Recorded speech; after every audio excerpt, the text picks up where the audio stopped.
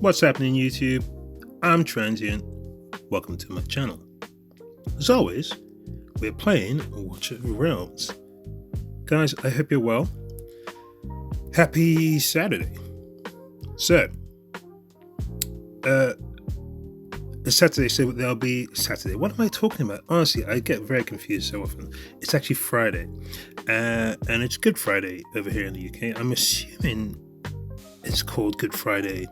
Do you have Good Friday in the US? I don't know, but we have something called Good Friday, so it's a bank holiday. Yeah, so guys, Good Friday, which means I'm sure a lot of you will be doing your summoning. But the purpose of this particular video is should you summon? And the subject of this particular should you summon is Grethcen, who looks very cool. Although I'm not particularly fond of these candles on her head, on her shoulders, which I must assume that means her hair must be completely inflammable since they don't burn. But since she's an infernal, that would make sense.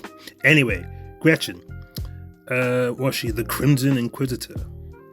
Once a guardian of order and a silent witness to sin, she was betrayed by the very order she protected. That bombardment, whether deliberate or tacitly permitted, transformed her from a confessor into an avenger yearning for judgment. So as you can see, they have this theme in this game where it's her, Mudan, Aeon and stuff, and Hollow, where basically, and they're all women, well, apart from I can't remember what his name is, but they all have their vision covered. Yeah, she looks, if you look at it, she's actually bleeding from her eyes, or her eyes have bled a little bit. Very cool model, very cool. Definitely do not think those candles make sense, although even the candles are moving. Very, very cool. Anyway, yes, Grethcen.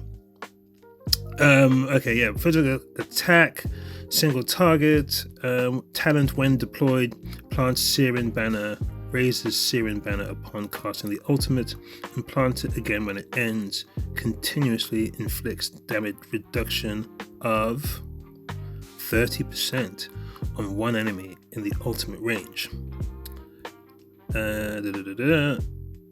Mark of Betrayal. During the ultimate, applies rage regen to the hero and the 3 nearest allied heroes within Searing Banner's range. Rage regen of 1 per second. If Searing Banner has 4 stacks of energy when activating the ultimate, additionally applies crit damage increase of 40%. Yeah. And Unrepentance. Increases damage against enemies inflicted with burning by 20% for every 1 stack of Searing Banner energy. Increases the final damage of basic attack by 6%. During the ultimate, the number of Searing Banner energy stacks counted for this effect is fixed to the value when the ultimate is activated. Very cool. Very interesting. Now, I'm not obviously going to go into huge detail because I haven't actually tested it, but the boys who have access to the test server have, and they all say she's very, very cool. Very good, and obviously, I think the place where she seemed to do the most use, or where people initially are thinking, oh, you're going to get the most use out of it, is obviously in Arena and GVG, I think. Yeah.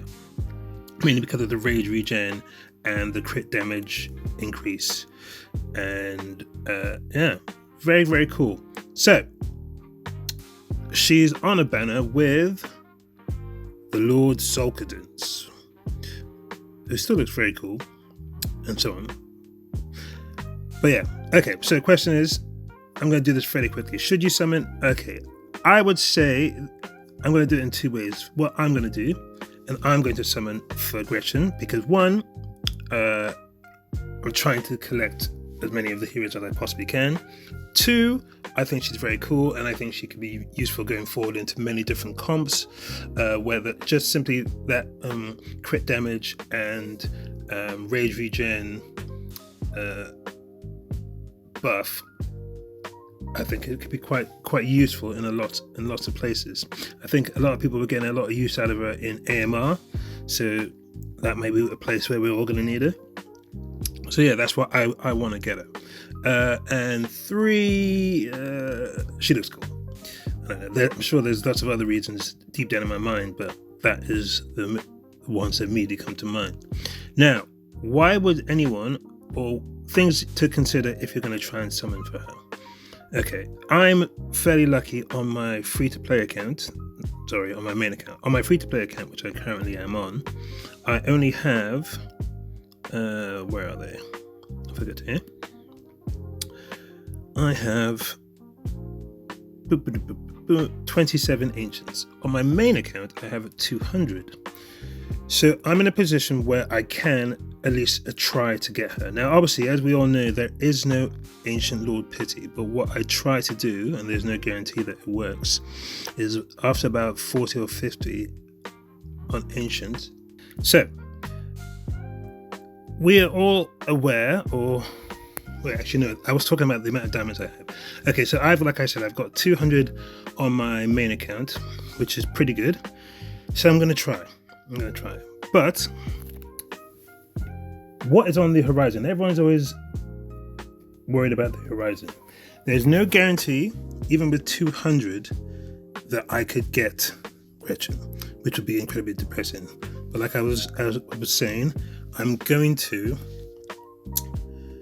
every 40 or 50, I'm going to reset if I'm lucky, and hopefully that gives me a good chance of at least trying to reset the seed. I don't know, fingers crossed. Anyway, so that's what I'll be trying to do. So I'm going to try and get her as quickly as possible. I already have Solcadens, and I'm not really desperately trying to get an A1. I don't think on my main account I'm anywhere near my pity, so if I can get Grethcen quickly, I'm going to tap out.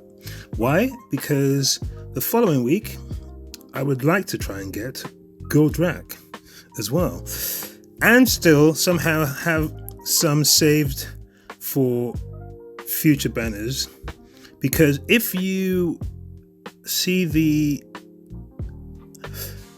trailer, in fact, what I'm going to do, I'm going to play it. I'm going to play the trailer for Grethcen. Now, there in the window, that image, I believe, is the new Arbiter Lord. And I think we'll be getting them. I don't know. I have no idea. I was about to say something silly like soon, but I don't know. Yeah, there.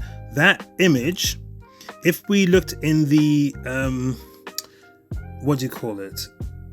There are images floating about of that character. Plus, I think it was also in the roadmap. So I believe that's the new Arbiter Lord. And the fact that it's kind of in this video leads me to think that it might be on the near horizon. I don't know when. I have no idea, but I would think it's coming soon-ish. I don't know. Now, also, we're also told there's supposed to be an Infernal Lord, but yet we've got Solcadens on this banner. So are they going to now release a new Infernal Lord after just putting Solcadens out? It's very possible. I don't know. Anyway, these are some of the considerations as to why people might not want to summon, because obviously Ancients are quite difficult to get. But me, myself, I am getting Grethcen, and I would suggest if you have a decent amount of Ancients, let's say 100 or so, I think you have to just choose between Grethcen and Grethcen. And I think in terms of multiple teams and so on, Grethcen will probably be the easiest to use. Grethcen is very cool. Leaving his vestiges in different places, very cool. But I think Grethcen, in terms of plug and play, she would seem to be the easiest one to use. So that's what I would. That's what I'm going to do, and I would suggest if you have a decent amount of Ancients, you got to at least try, right?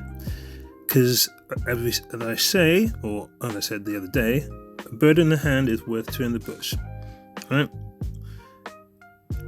If you already have Valara, then for example, because people say, oh, maybe you should save for Valara, save for Ingrid. I think Fastidious always says that. If you have neither Valara or Ingrid, you should just save for those two. So if you already have those two, then even more reason to summon for Grethcen. Anyway, guys, I don't want to spend too much time on this because guess what? I want to go do some summoning. So yeah, in my personal opinion, Grethcen is a must summon or a should summon. Let's not say must. You should summon. If you can, you should. Also, the Lord, Solcadens. Is Solcadens bad? No, he's not. Now, oftentimes we say we shouldn't summon on a banner for anything other than the Lord. Now, Solcadens is pretty good. He's still good for, out of the two Infernal Lords, he's definitely the better one. He's good for Abyss, if you've got the Infernal team. So, in terms of having a Lord, he's actually alright. If you have to get an Infernal Lord, he's definitely the one you need to go for. But he has obviously fallen down in the pecking order behind obviously your Ingrids and your Ezra's and so on. But he's still a decent Lord. I personally have him, so I'm going to try to get Grethcen and not trigger my pity. But if you do and you don't already have him, it's not that bad. And yeah, guys, I would suggest that you do summon for Grethcen. If you can get it quickly, then tap out. Unless of course you are a whale or have huge amounts of resources, then have at it. But most of us, we get in, we get out, and move on to the next one. Okay guys, good luck in your summons. Whatever you do, do it well. I'm Transient, and I'm out.